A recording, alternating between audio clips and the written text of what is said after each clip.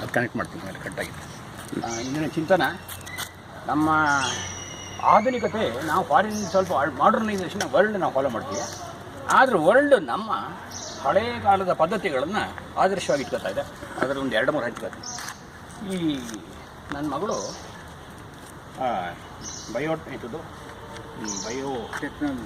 ಬಯೋಟೆಕ್ನಲ್ಲಿ scientist ಆಗಿದ್ದಾಳೆ. ಅಲ್ಲಿ ಅವಳು ನನಗೆ ಒಂದು ಕಟ್ಟಿಂಗ್ ಕಳಿಸಿತ್ತು.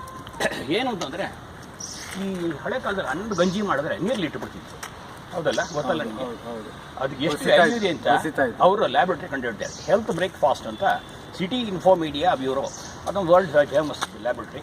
ಅಮೇರಿಕನ್ ನ್ಯೂಟ್ರಿಷನ್ ಅಸೋಸಿಯೇಷನ್ ಅಂತ ಅದರದ್ದು ಇನ್ನೊಂದು ಹೆಸರು. ತಂಗಳನ್ನಕ್ಕೆ ಅದಕ್ಕೆ ಅವ್ರು ಹೇಳಿದ್ದಾರೆ ತಂಜಾನ ಫ್ಯಾಕ್ಟ್ಸ್ ಅಂತ ಹಾಕಿದ್ದಾರೆ. ತಂಜಾನ ಅಂದರೆ ತಂಗಳು, ಇನ್ನೇನು ಅದನ್ನು ಹೇಳ್ತಾನೆ.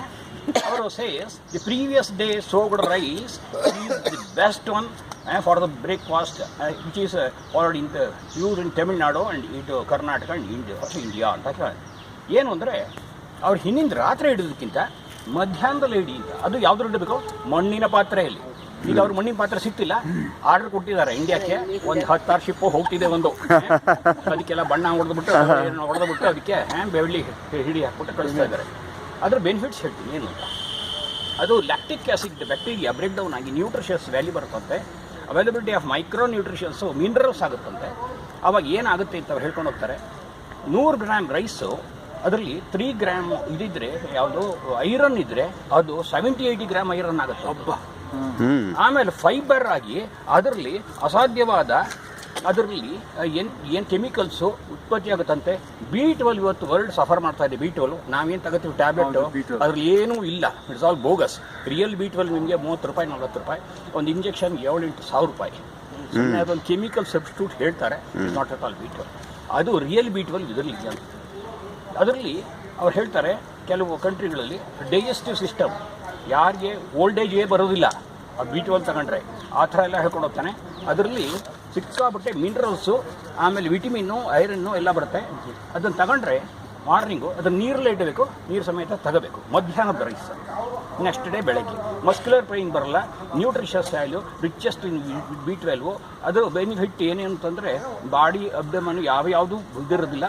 ಹಳೆಯದೆಲ್ಲ BP ಎಲ್ಲ ವಾಸಿ ಆಗುತ್ತೆ, ಎಲ್ಲ BP ಡಯಾಬಿಟಿಕ್ ಎಲ್ಲ ವಾಸಿ ಆಗುತ್ತೆ. ಆಮೇಲೆ ಹೊಸದು ಇನ್ಫೆಕ್ಷನ್ ಯಾವುದೂ ಬರೋಲ್ಲ. ಸಾಮಾನ್ಯವಾಗಿ ಡಯಾಬಿಟಿಕ್ ಇದ್ದವ್ರಿಗೆ ಎಲ್ಲ ರೋಗಗಳು ಬಂದ್ಬಿಡುತ್ತೆ.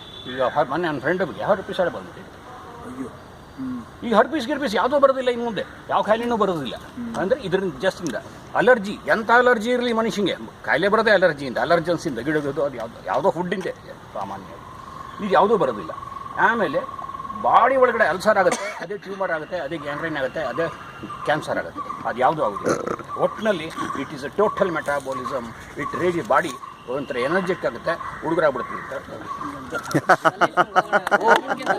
ಆಮೇಲೆ ಕಂಟಿನ್ಯೂ ಎರಡನೇದು ಹೋದ ವರ್ಷ ಮೋದಿ ಹೇಳಿದ್ರು ನಮ್ಮ ಇಂಡಿಯನ್ ಕಸ್ಟಮ್ ಯೋಗ ಅಂತಿದೆ ಅಂತ. ಹೌದೌದು ನಮ್ಗೆ ಗೊತ್ತು, ಶಾಲೆ ಸ್ಟಾರ್ಟ್ ಮಾಡಿದ್ವಿ ಅಂದರು.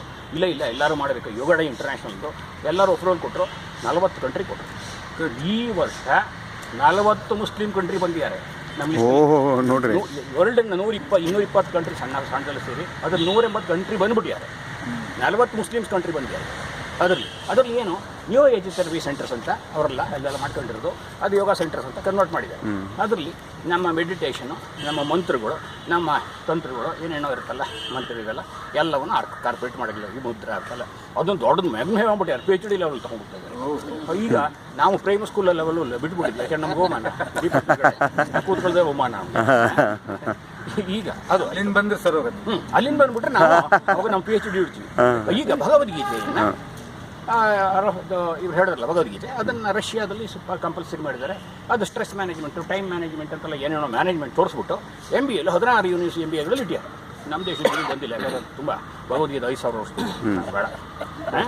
ಈಗ ಮೂರನೇದು ಈ ಇಸ್ಕಾನ್ನವರು, ಈ ವಾಟ್ ಇಸ್ ದಟ್, ಅವ್ರ ಭಕ್ತ ಮಾರ್ಗ ನಮ್ಮವ್ರು ತಲೆ ಬಡಿಸ್ತಾರೆ. ಇಂಡಿಯನ್ಸ್ ತಲೆ ಬಡಿಸೋದು ಭಾರಿ ವೈಜ್ಞಾನಿಕತೆ ಎಲ್ಲ ಬೋಳಿಸಿದ್ದು. ಈಗ ರಷ್ಯಾದವ್ರು ಲಕ್ಷ ಮಾಡ್ಕೊಂಬಿಟ್ಟಾರೆ, ಎಲ್ಲ ಕಟ್ಕೊಂಡ್ಬಿಟ್ಟು ಭಜನೆ ಮಾಡ್ಕೊಂಡ್ಬಿಟ್ಟಾರೆ. ಎಲ್ಲ ಎಲ್ಲ ಕಂಟ್ರಿ ಸುಮಾರು 70-80 ಕಂಟ್ರಿ ಇಸ್ಕಾನ್ ಎಲ್ಲ ಬೋಳಿಸೋದು ತಲೆ ಬಡ್ಕೊಂಡು ಯಾರ್ಯಾರ ಮಾಡಿದ್ದಾರೆ. ಯಾಕೆ ಅಂದರೆ ಅವ್ರಿಗೆ ಮೈಂಡ್ ಕಂಟ್ರೋಲ್ ಯಾವುದ್ರೂ ಸಿಕ್ಕಿಲ್ಲ, ಫ್ರಸ್ಟ್ರೇಟ್ ಆಗ್ತಿದ್ದಾರೆ ಬಿಕಾಸ್ ಆಫ್ ಸ್ಟ್ರೆಸ್ ಅಲ್ಲ, ವರ್ಕ್ ಲೋಡು, ಡ್ರಗ್ಸು ಇದೆಲ್ಲ. ಈಗ ಇದ್ರಲ್ಲಿವರಿಗೆ ಆ ರಿದಮಿಕ್ ಬಡಿಯೋದ್ರಿಂದ ಖುಷಿ ಸಿಗ್ತಾ ಇದೆ. ಈಗ ಇವ್ರದ್ದೇ ತಗೊಳ್ಳಿ, ಇವ್ರು ಪ್ರಚಾರ ಮಾಡಿದ್ರಲ್ಲ ಯಾರೋ ನಮ್ಮ ಸಾಯಿಬಾಬಾದು, ಎಲ್ಲ ಕಡೆ ಓಪನ್ ಆಗ್ತಿದೆ ವರ್ಲ್ಡಲ್ಲಿಗ. ಅಂದರೆ ಭಕ್ತಿ ಮಾರ್ಗವನ್ನು ತುಂಬ ಅಳವಡಿಸ್ಕೊಂಡಿದ್ದಾರೆ. ಹಾಗಾದ್ರೆ ಭಕ್ತಿಯಿಂದ ಒಂದು ಎರಡು ಭಕ್ತಿಗಳು ಹೇಳ್ಬಿಡ್ತೀವಿ. ಎಷ್ಟಾಯ್ತು ಸರ್ ಟೈಮು? ಅಲ್ಲ ಹೇಳಿ ಇಲ್ಲ 5 ನಿಮಿಷ 32 ಸೆಕೆಂಡು. ಸರಿ ಬಿಡಿ. ಭಕ್ತಿ ಇದ್ರೆ ಏನು ಅಂತಂದ್ರೆ ಯಾರಿಗೂ ಹೇಳೋಕ್ಕಾಗಲ್ಲ. ಭಕ್ತಿ ನಾರದ ಭಕ್ತಿಯನ್ನು ಒಂದು 64 ಸೂತ್ರದಲ್ಲಿ ಹೇಳಿದ್ದಾನೆ. ಅವನಿಗೆ ಅರ್ಥವಿಲ್ಲ ಅಂತ ಕಾಣುತ್ತೆ. 64 ಹೇಳಿದ್ರು ಇನ್ಕಂಪ್ಲೀಟ್ ಅದು. ಇನ್ನೊಬ್ಬ ಯಾರೋ ಬರ್ತಾನೆ ಧ್ಯಾನ ಮಾಡಿದ್ರು. ಕೃತಿಯುಗದಲ್ಲಿ ಧ್ಯಾನ ಮಾಡಿದ್ರು, ಆಮೇಲೆ ತ್ರೇತಾಯುಗದಲ್ಲಿ ಪೂಜೆ ಯಜ್ಞ ಯಾವ್ಯಾವ ಮಾಡಿದ್ರು, ಯುಗಾಪರಯುಗದಲ್ಲಿ ಪೂಜೆ, ಕಲಿಯುಗದಲ್ಲಿ ಭಕ್ತಿ ಮಾತ್ರ. ಇನ್ನೇನು ಮಾಡೋಕ್ಕಾಗಲ್ಲ ಭಕ್ತಿ ದೇವರಿಗೆ. ಭಕ್ತಿ ಅನಿರ್ವಚನೀಯ, ಯಾರು ಏನು ಹೇಳೋಕ್ಕಾಗೋದಿಲ್ಲ ಅದ್ರ ಬಗ್ಗೆ. ಭಕ್ತಿ ಅಂದರೆ ಏನು ಅಂತಂದ್ರೆ ಹೇಳೋಕ್ಕಾಗೋದಿಲ್ಲ. ಅದೊಂದು ಬಹಿರಂಗ ಸಾಧನ. ಪೂಜೆ ಪುನಸ್ಕಾರಗಳು ಭಜನೆ ಎಲ್ಲ ಬಹಿರಂಗ ಸಾಧನ. ಅಂತರಂಗ ಸಾಧನ ಭಕ್ತಿ, ಸಾಕ್ಷಾತ್ ಸಾಧನ ಜ್ಞಾನ. ಹಾಗಾಗಿ ಪಾತಂಜಲಿ ಅದಕ್ಕೆ ಅವನು ತನ್ನ ಸೂತ್ರದಲ್ಲಿ ತಜ್ಜಪಾದ ದರ್ಥಭಾವನ ಅಂತ ಹೇಳ್ತಾರೆ. ಜಪ ಮಾಡಿದ್ರೆ ಏನೋ ಒಂದು ನನಗೆ ಒಂದು ಟ್ರ್ಯಾಂಕ್ವಿಲಿಟಿ ಸಿಗುತ್ತೆ, ಅದೇ ಭಕ್ತಿ ಅಂತ ಹೇಳ್ತಾನೆ. ಅಂದರೆ ಅದು ಮನಸ್ಸು ಬುದ್ಧಿ ಅಂತಃಕರಣಗಳಲ್ಲಿ ಚಿತ್ತಶುದ್ಧಿ ಆಗ್ತಾ ಅವನಿಗೆ ವೈಬ್ರೇಷನ್ ಸ್ಟಾಪ್ ಆಗುತ್ತೆ. ವೈಬ್ರೇಷನ್ ಸ್ಟಾಪ್ ಆದಾಗ ಅವನಿಗೆ ಟ್ರ್ಯಾಂಕ್ವಿಲಿಟಿ ಬರುತ್ತೆ. ಅದಕ್ಕೆ ಬೇಕಾದದ್ದು ಕಾಯ ವಾಚ ಮನಸ ತ್ರಿಕರಣ ಶುದ್ಧಿ ಅಂತೆಲ್ಲ ಹೇಳ್ಕೊಂಡು ಹೋಗ್ತಾನೆ, ತುಂಬ ಹೇಳ್ಕೊಂಡು ಹೋಗ್ತಾನೆ. ಇಲ್ಲಿ ಯಾವುದೋ ಒಂದು ದೇವಸ್ಥಾನದ ವಿಗ್ರಹ ಇರ್ಬೋದು, ಏನೋ ಒಂದು ಇರ್ಬೋದು, ಫೋಟೋ ಇರ್ಬೋದು, ಏನೇ ಇರ್ಬೋದು, ನಮ್ಮವರು ಅದಕ್ಕೆ ಅರ್ಥ ಕೊಟ್ಟಿದ್ದಾರೆ. ಏನು ಅಂತಂತಂದರೆ ಆ ಪ್ರತಿಮೆಯಲ್ಲಿ ದೇವ್ರಿಗೆ ಕೂತ್ಕೊಂಡ್ಬಿಟ್ಟಿಯಾನೆ, ಒಳಗಡೆ ಸಿಕ್ಕಾಕೊಂಡ್ಬಿಟ್ಟಿಯಾನೆ ಅಂತಲ್ಲ, ಅದರ ತನ್ನ ಮೂಲಕ ಮಾಡುವಾಗ ನಮ್ಮ ಮನಸ್ಸು ಕಂಡೀಷನ್ ಮಾಡಿ ಭಜನೆ ಮಾಡುವಾಗ ಜಪ ಮಾಡಿದಾಗ ವಿಶಾಲತೆ ಹೋಗುತ್ತೆ. ಆಗ ನಮ್ಮದು ಬೀಟಾ ವೇವ್ಸ್ ಎಲ್ಲ ಕಮ್ಮಿ ಆಗ್ತಾ ಬರ್ತಾ ಹೋಗುತ್ತೆ. ಆವಾಗ ಆಲ್ಫಾ ವೇವ್ಸ್ ಹೋಗ್ತೀವಿ. ಆಗ ಆ ಮನುಷ್ಯನಿಗೆ ಒಂದು ಟ್ರ್ಯಾಂಕ್ವಿಲಿಟಿ ಬರುತ್ತೆ. ಅದನ್ನೇ ಹೇಳ್ಕೊಡುತ್ತಾರೆ. ಇವರು ತುಳಸಿದಾಸರ ಹೆಸರೇನು? ತುಳಸಿದಾಸರು ಅವರು ಮುಕ್ತಾಬಾಯಿ ನೋಡಬೇಕು ಅಂತ ಇದಕ್ಕೆ ಹೋಗ್ತಾರೆ. ಇಲ್ಲಿ ರಾಜಸ್ಥಾನಕ್ಕೆ 15-20 ದಿವಸ ಟ್ರಾವೆಲ್ ಮಾಡ್ಕೊಂಡು ಹೋಗ್ತಾರೆ. ನೀವು ಮುಕ್ತಾಬಾಯಿ ಊರು ಇದೆ, ನಾವು ಇದೆ ಕೂತ್ಕೊಳ್ಳಿ. ಸ್ವಲ್ಪ ಹೊತ್ತಾದ್ಮೇಲೆ ಅವ್ರು ಉಪಚಾರ ಮಾಡ್ತಾರೆ. ನಡ್ಕೊಂಡು ಹೋಗಬೇಕಾದ ಕಾಲ ಎಲ್ಲಿ ಮುಕ್ತಾಬಾಯಿಂದ ಹಳೆ ಸಮಯ ಕುಂಟೆಬೆಲ್ಲ ಆಡ್ತೀಯಲ್ಲ ಕೊಡ್ಕೊಳಿಗೆ. ಅಯ್ಯೋ ನಾನು ರಾಮಾಯಣ ಬರ್ದವನು, ಯಾವ ಕೊಳ ಕುಡುಗಿ ನೋಡ್ಬೇಕಾ? ಆಯಿತು, ಕುಂದ್ರಿ ಗೊತ್ತಾಗುತ್ತೆ. ಸರಿ, ಅವಳು ಬಂದಳು. ಬಂದರೆ ಏನಾಗಬೇಕು ಅಪ್ಪನೇ? ಅವ್ರು ಹೇಳ್ತಾರೆ, ಯಾವಾಗ ಭಜನೆ ಮಾಡ್ತೀಯಮ್ಮ? ಏನು ಕತೆ, ಏನು ಸಮಾಚಾರ? ಅವರು ಈ ಕೊಳಕು ಹುಡುಗಿ ಮಾತಾಡ್ಸಿಕ್ಕೆ ಬೇಜಾರು. ಏನಂತ ಭಜನೆನಾ? ಇಷ್ಟೊತ್ತಂಗೆ ಕಾಟ ಆಡ್ತಿದ್ದಿದ್ದೆ ಯಾರು? ಅಯ್ಯೋ ಕೃಷ್ಣ ಅಲ್ವಾ, ರಾಮ ಅಲ್ವಾ? ನಿಮ್ಮೊಳಗೆ ಈ ಬಚ್ಚ ತಗೊಳ್ಳಿ ಕಿವಿ ಇಡ್ತಾಳೆ. ಶ್ರೀರಾಮ್ ಜೈ ರಾಮ್ ಅವರೆಲ್ಲ 1% ಇದ್ದವರು, ಈ ಅಮ್ಮ 100% ಎದ್ಬಿಟ್ಟಿದ್ದಾಳೆ, ಬಿಡ್ತಾರಲ್ಲೇ. ಅಂದರೆ ಭಕ್ತಿ ಈಸ್ ಎಕ್ಸ್ಟ್ರಾರ್ಡಿನರಿ ಎಮೋಷನಲ್ ಫ್ಯಾಕ್ಟರ್ ಅಂತ ಪ್ರಪಂಚಕ್ಕೆ ಕೊಟ್ಟಿದೆ. ಹಾಗಾಗಿ ನಮ್ಮ ಇಂಡಿಯನ್ ಕಸ್ಟಮ್ಸ್ ಎಲ್ಲ ಅವರು ಫಾಲೋ ಮಾಡ್ಕೊಂಡು ಶ್ರದ್ಧೆಯಲ್ಲಿ ಬರ್ತಿದ್ದಾರೆ. ನಾವು ಭಕ್ತರಾಗಿದ್ದೀವಿ. ಬೋಂಡ ಬಜ್ಜಿ ಎಲ್ಲ ತೀರ್ಥಗೂ ಭಕ್ತರಾಗ್ತಾ ಇದ್ದೀವಿ, ಜಾಸ್ತಿ ಆಗ್ತದೆ ಈಗ. ಆಮೇಲೆ ಇನ್ನೊಂದು ಹೇಳ್ಬಿಟ್ಟು ಸ್ಟಾಪ್ ಮಾಡ್ತೀವಿ. ಯಾಕೆಂತಂದರೆ ಭಕ್ತಿ ಬಗ್ಗೆ ಅಸಾಧ್ಯ. ಭಕ್ತಿ ಅಂದರೆ ಏನು ಅಂದರೆ, ಈಗ ನೀವು ನಮ್ಮ ಮನೆಗೆ ಬರ್ತೀರ, ಸ್ವಲ್ಪ ಏನೋ ಕಾಫಿ ಕೊಡ್ತೀನಿ, ತೀರ್ಥ ಕೊಡ್ತೀನಿ, ಕೈ ಹಿಡ್ರಿ ಅಂದರೆ ಬುದ್ಧಿಗೆ ಅಂದರೆ ಕೈ ಹಿಡಿಬೇಕಾ ಅಂತೀರ? ಅದೇ ಸ್ವಾಮಿ ದೇವಸ್ಥಾನಕ್ಕೆ ಹೋಗಿದೆ ತೀರ್ಥ, ಅದನ್ನೇ ನಾನು ಕೈ ಹಿಡಿದು ಬಿಡ್ತೀರ. ಅಂದರೆ ಏನು ಅಂದರೆ we have given so much sacred feeling. ಅದಕ್ಕಷ್ಟು ಭಾವನೆಗಳು ಕೊಟ್ಟಿದ್ದೀವಿ, ತುಂಬಿದ್ದೀವಿ ನಾವು. ಅದು ಹಾಗೆ ನಾವು ದೇವಸ್ಥಾನಕ್ಕೆ ಹೋಗ್ತೀವಿ, ಅವನೇನು ಇಷ್ಟ ಆಗ್ತಾನೆ, ತಟ್ಟೆ ಕೊಡ್ತಾನೆ, ಏನಿಲ್ಲ, ಕಣ್ಣು ಗೊತ್ತೀವಿ. ಹಾಗೆ ಮಾಡಬೇಕು. ನಾವು ಕರ್ಮವನ್ನು ಮಾಡಬೇಕಾದ್ರೆ ನಮ್ಮನ್ನು ಹಾಕೊಂಡು ಮಾಡ್ತೀವಿ.